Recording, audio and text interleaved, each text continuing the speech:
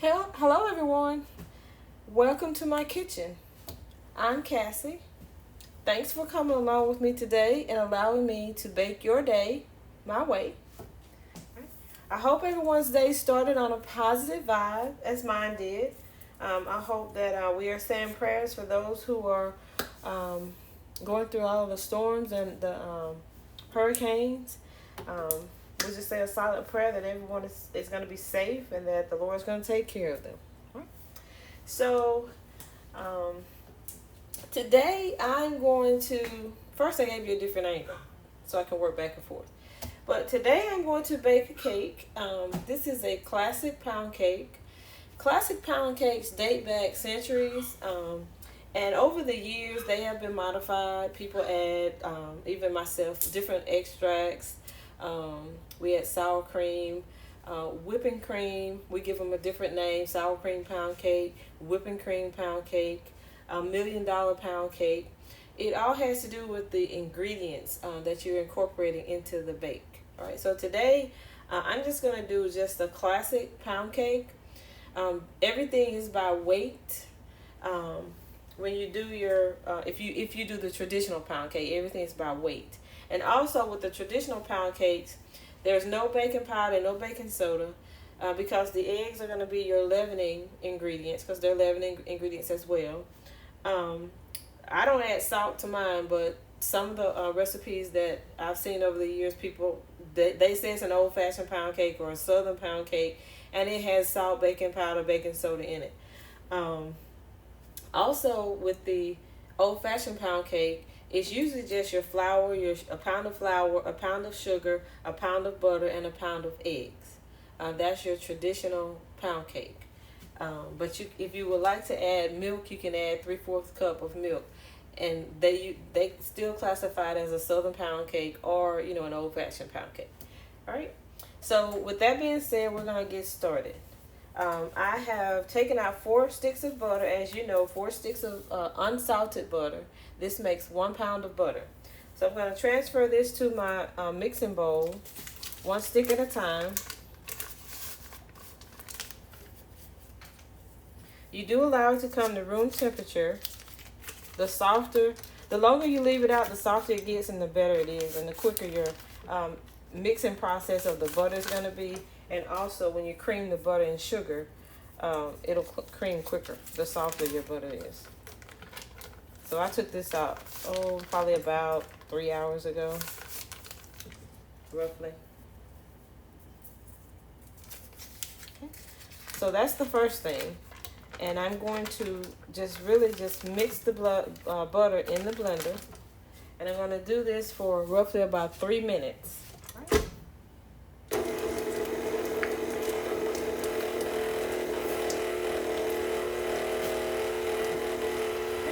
So while the butter is mixing, I'll place you on a brief hold and I'll pick you up when it's time to add our next ingredient. Okay, it's time to add the sugar. Our butter is well blended. So now I'm going to just add, and if you measure it out, it's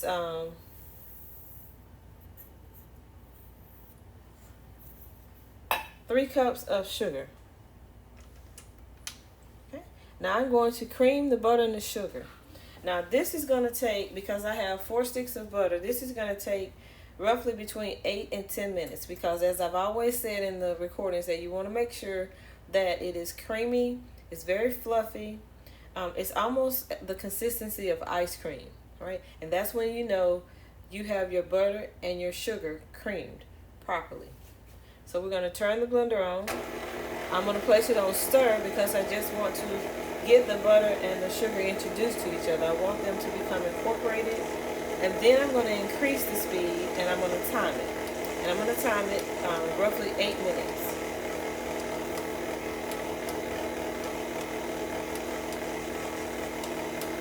Okay. So now I'm going to increase my speed. And while my butter and sugar is creaming, again, I'm going to place you on a brief pause, and I'll be back with you when it's time to add our next ingredient. Stay tuned. Okay, guys, it's creamed very well. So now I'm just going to scrape down the sides of the bowl and also the bottom, and just kind of turn it from the bottom to the top, kind of like in circular motion, making sure that everything in my mixing bowl gets mixed very well. Okay. All right. So now I'm going to allow this to mix for like 2 more minutes, and that's going to be a total of 10 minutes on the creaming. I just want to make sure that everything that was on the side of the bowl and everything that's on the bottom gets well incorporated into the mix. Right. And also, I'll take what's on my beater off here, and I will put it back in the bowl because I do see a little bit of egg at the top. I mean, not really egg, butter. I haven't added the eggs yet. That's I just want to make sure everything gets mixed.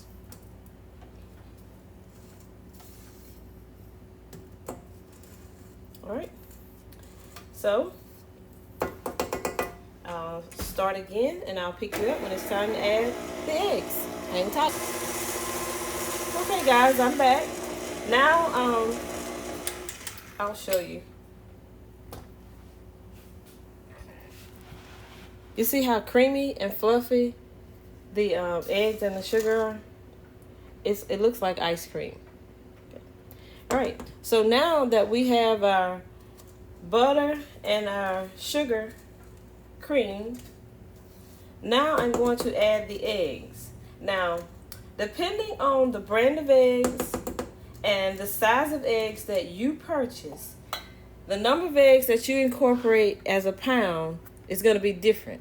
So you'd have to weigh it out to see what would be considered to be a pound, right? If you have medium eggs, it's going to be more than 6, 7, or 8 eggs, right? Because medium eggs are medium eggs. Large eggs, a pound of eggs usually range between 6 and 8, okay? But again, it depends on the brand of the eggs that you're purchasing. And that's why when you make a pound cake, traditional classic pound cake, you weigh everything, right? So I'm using large eggs, and so it took 6 eggs to make a pound, right? So I'm going to add my eggs one at a time, and as you can see, I've already cracked them. That's to make sure that none of the shell gets in, and I'm going to add them one at a time. So that's my first egg, and then I'm going to place the mixer on stir. I just want to stir it because I just want to break the yolk.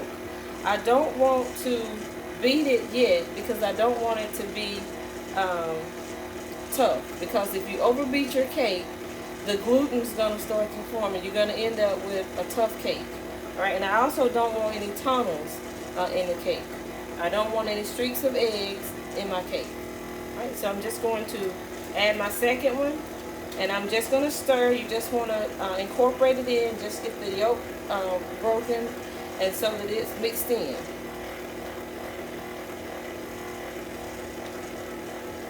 Alright. So it's my third egg.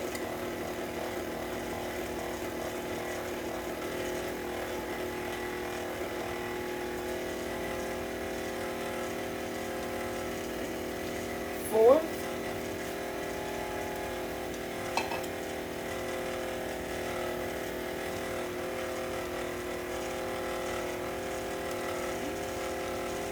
Fifth egg.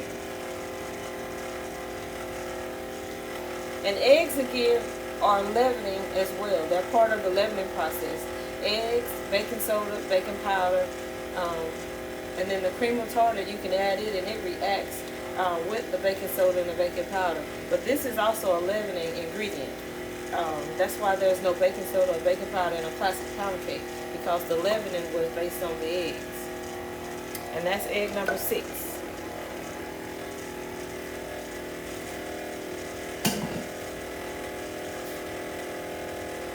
You hear people say all the time, oh, my cake didn't rise, I forgot baking soda, baking powder. If you have eggs, it should still rise because eggs are leavening as well. Alright, so now I'm going to increase my speed just slightly to 2.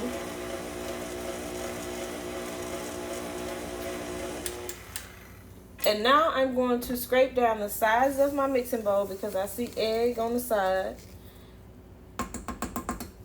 And I'm also going to fold it from the bottom to the top. I'm making sure that everything is mixed very well and not over blended. Right. So I've released the egg that was on the side. And now I'm going to turn it on again. And I'm going to put it on 2 just to stir, because you know you should have like a pale yellow color now that you've added your eggs to it. And if you see any white streaks in it, it's not mixed well. So I'm going to increase the speed to 2.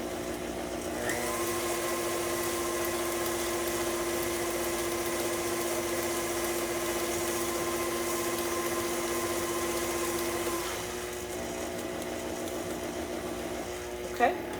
So now I'm going to add my extract. I'm adding 1 teaspoon of pure vanilla, Watkins.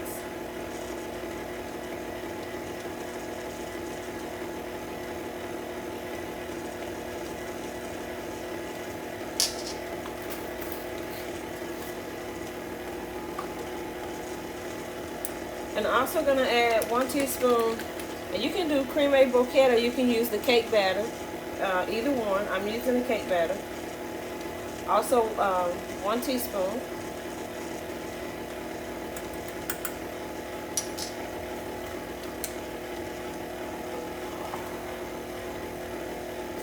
I'm just going to increase the speed just to get my extracts blended in and get everything incorporated together.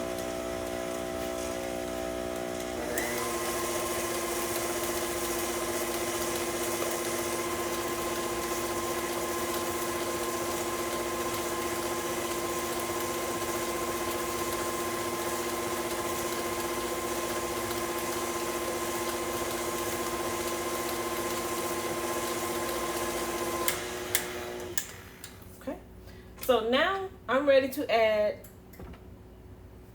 my flour. Right? Now again, when you measure it, and this is also going to depend on the brand of flour that you purchase as well. When I measured on my scale, it was 4 cups of flour.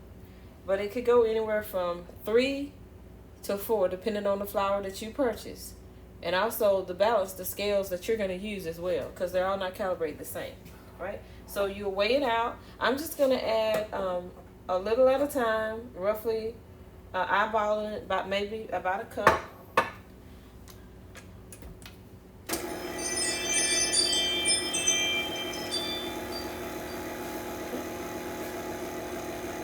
I'm going to stir it because I don't want, a water bath. And then I'm going to add a little bit of the milk. I am going to add milk to it.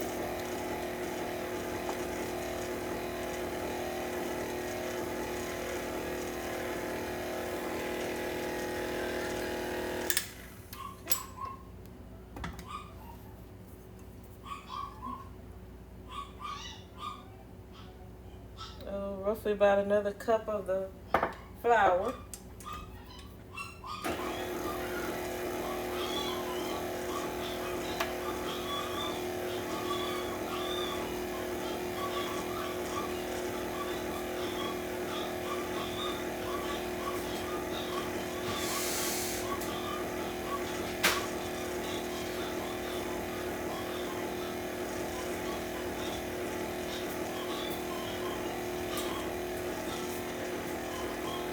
And I will add just a little bit more of the milk. And this is a 3/4 cup of milk.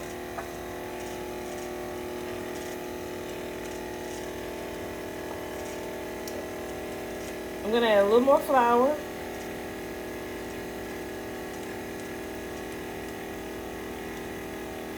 And the object is to always add a little bit of the flour at a time. And if you're adding milk, half and half, sour cream, or heavy whipping cream, is that you alternate between the flour and the liquid ingredient. Even if you're doing a 7-Up cake, anything that's liquid, you alternate between the flour and the liquid, starting with flour and ending with flour. I'm going to add the remaining of the milk.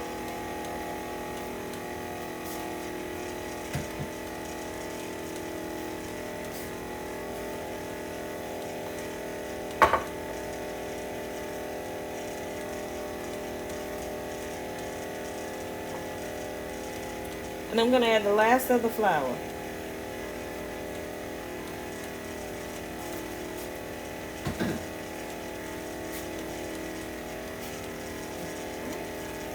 And right now, as I said, I'm just stirring it. Nothing special.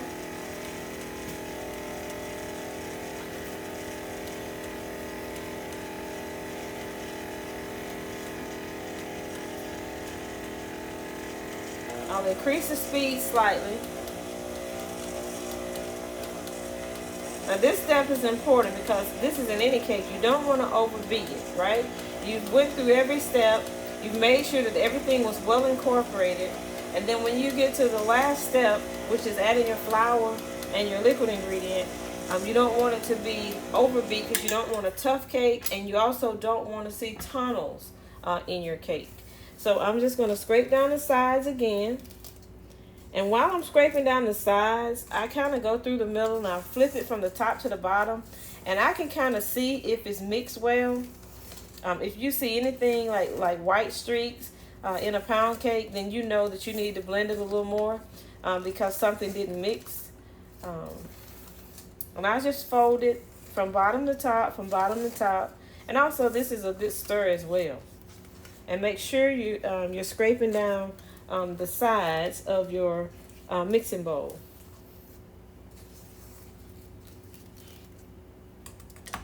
Right.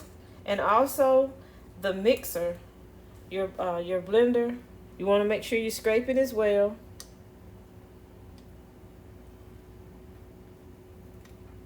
Especially after you've added your eggs, because eggs will cling. And then when you start transferring to your baking pan, then you'll have an egg streak because it wasn't well incorporated into the batter. Okay. Seems like I got everything.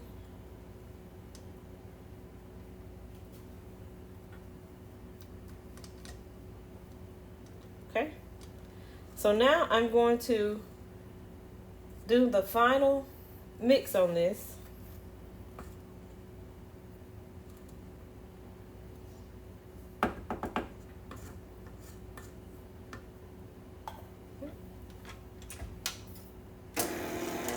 I'm going to increase the speed to 3, and I'm going to place you on a brief hold while I blend it for the last time and get everything well blended. Okay. I have reduced the speed of my blender down to just a stir. And now I'm going to prepare my baking pan. And as you guys know, I use the all bake. This is a food release. I find this at Aldi's. It's a really good chef's quality for the release of your cake from your pans. Alright, so I'm going to spray this over the sink and coat my pan very well. Making sure that I get the sides and also the bottom, the corners, the crevice at the bottom, and also the flute. One thing about coating a pan is that you can never coat it too much.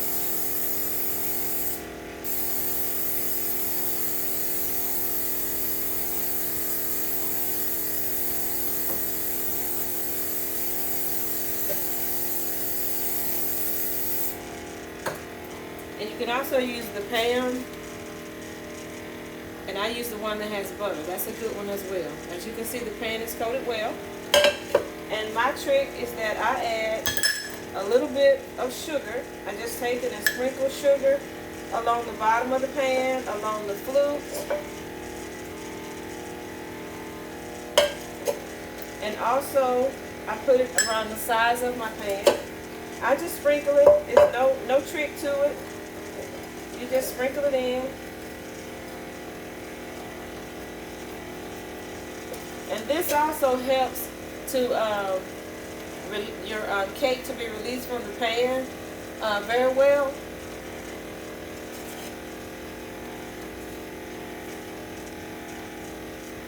Right. Just another pinch of sugar, right?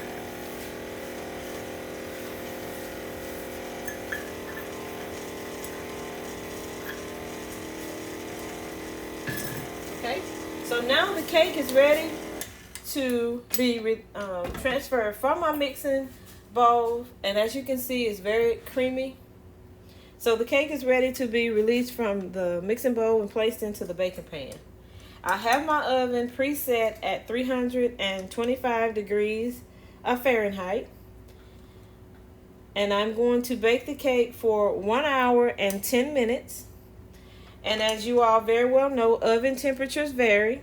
So after an hour, in 5-minute increments, you would like to check your cake, as I plan to do.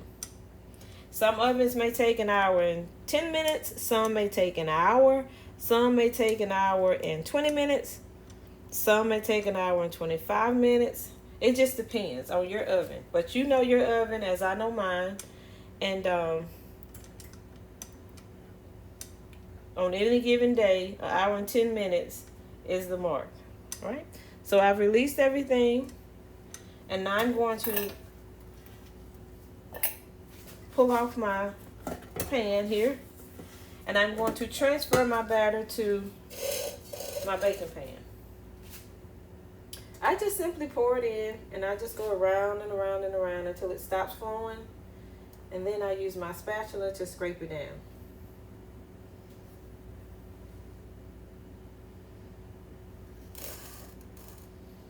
And the reason I say you don't want to beat it too long, especially once you get the flour in, is because of the gluten formation, the bubbles, the air pockets, or the air that gets trapped in there. And it will cause like tunnels throughout your cake, and it'll make it very tough.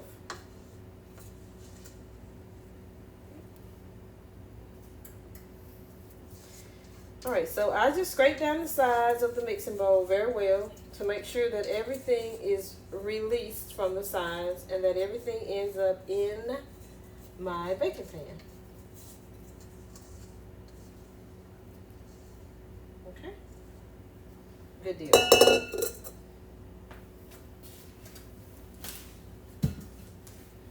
Alright, I'll just get everything off of my spatula here. I could use a butter knife, but that's just something else to have to clean up. But hey, this cooking, cleaning, that's part of the process, right? Okay, so now I will just simply shake the pan from left to right, just making sure that everything gets evenly distributed throughout the mixing pan, the baking pan, sorry about that. And then I'm going to tap it 10 times.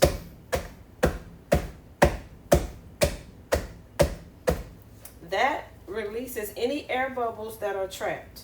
I'll do a shake a second time.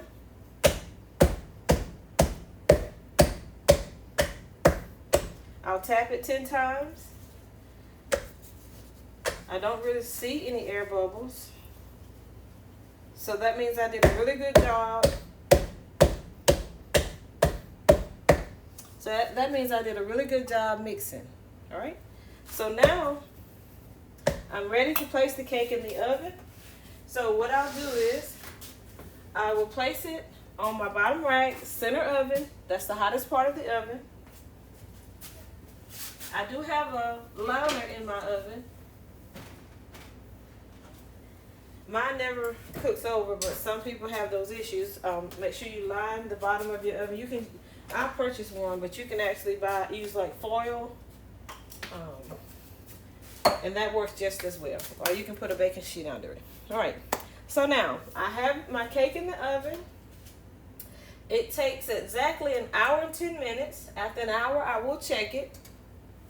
And I will pick you back up when it comes out of the oven and it's time to transfer it to the cake plate. So hang tight. Hello everyone. I've already removed the cake from the oven, allowed it to cool, and transferred it to the cake plate. And this is the final product. This cake is not for me, so I can't cut it, but I will ask the person who is for it if they would cut it and show us the inside. Right? So with that being said, I'd like to take this opportunity to thank you for coming along with me on this bake today and allowing me to bake your day my way. If you are a subscriber, I thank you for subscribing. If you're just visiting, thanks for stopping by. I hope there's something that you like and it encourages you to subscribe as well. Don't forget to click the thumbs up. That just pushes the videos out into the YouTube algorithm so that others can see what you're seeing, and also it says that it is a good video. Of course, they're all epic, right? We all have our claim to fame. All right, so thank you again for joining me. Please like, subscribe, comment. Make sure it's a positive comment. I will reply as soon as possible. And also share these videos with your friends, family, co-workers, someone who's inspired, wants to learn how to cook, just in general. Thanks again, guys. And if I don't do an epic bake tomorrow for 4th of July, you guys have a very safe and enjoyable 4th of July. Stay safe and stay cool. I'll see you guys on the next bake, the next prep, the next cook, or maybe even a no bake. Have a great one, guys. Bye.